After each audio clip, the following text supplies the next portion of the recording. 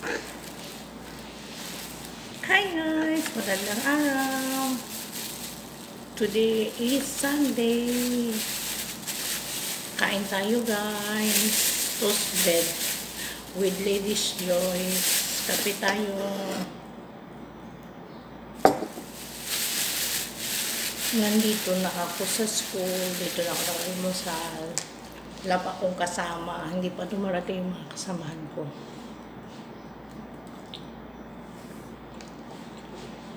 Kain tayo guys.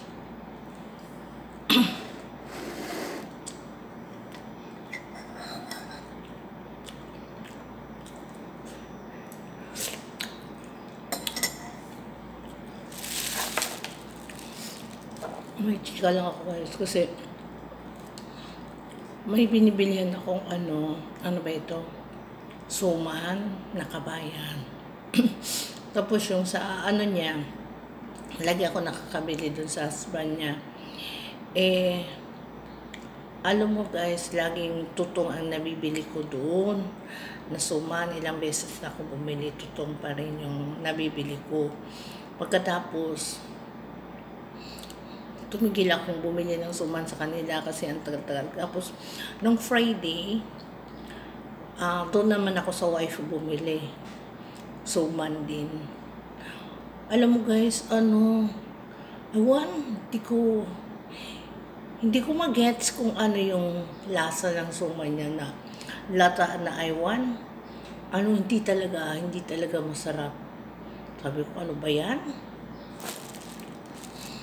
Lasang aywan, hindi ko maintindihan guys. Sabi ko sa isip-isip ko, next time ayoko nang bumili dito.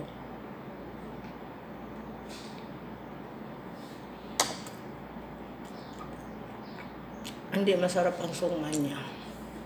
Pangit ng lasa.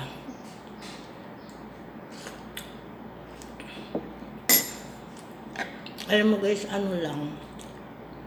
hindi ko kinain yung kasi 3.10 yun guys.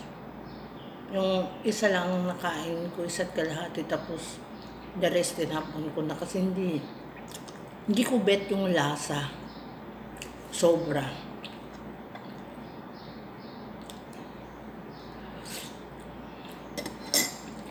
Iba talaga yung lasa niya guys. Parang aywan.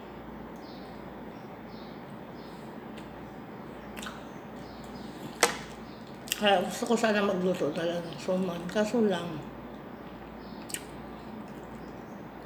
sobrang mahal naman ng dahon.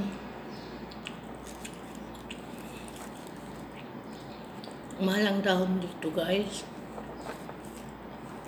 Ito sa ibang bansa. Tapos kasi ang dahon dito is naka-frozen. Hindi katulad sa atin na pag gusto mo magluto, kumuha ka lang dun sa puno ng saging, tapos yun na yun.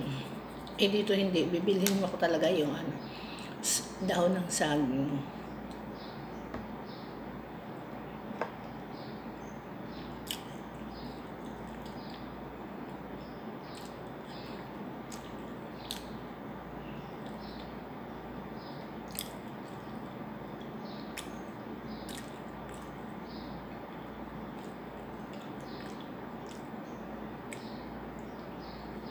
Wala masyado tayong ganap ngayong araw na to guys.